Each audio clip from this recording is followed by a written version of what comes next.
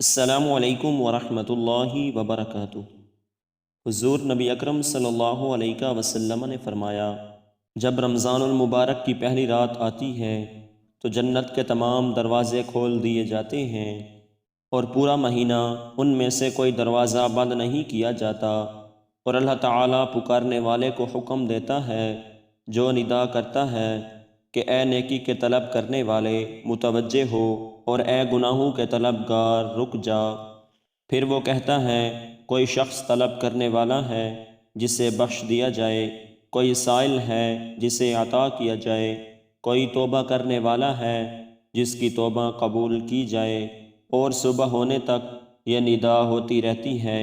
اور اللہ تعالی ہر عید الفطر کی رات 10 لاکھ ایسے بندوں کو بخشتا ہے جن پر عذاب واجب ہو جاتا ہے۔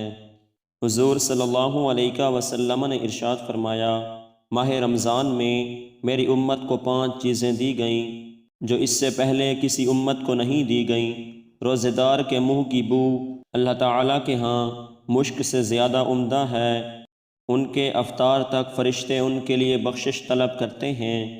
اس ماہ میں سرکش شیطان قید کر دیے جاتے ہیں۔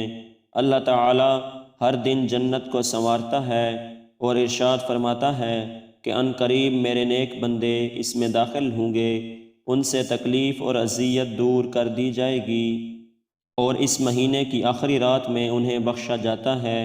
عرض کیا، یا رسول اللہ صلی اللہ علیہ وسلم، کیا اس سے مراد لیلۃ القدر ہے؟ آپ صلی اللہ علیہ وسلم نے فرمایا، نہیں، لیکن کام کرنے والا کام پورا کر کے اپنا اجر پاتا ہے۔ حضرت سیدنا ابن مسعود رضی اللہ تعالیٰ عنہ سے روایت ہے کہ حضور صلی اللہ علیہ وسلم نے ارشاد فرمایا، جو بسم اللہ الرحمن الرحیم پڑھے گا، اللہ تبارک و تعالی ہر حرف کے بدلے اس کے نامہ اعمال میں 4000 نیکیاں درج فرمائے گا، 4000 گناہ بخش دے گا، اور 4000 درجات بلند فرمائے گا۔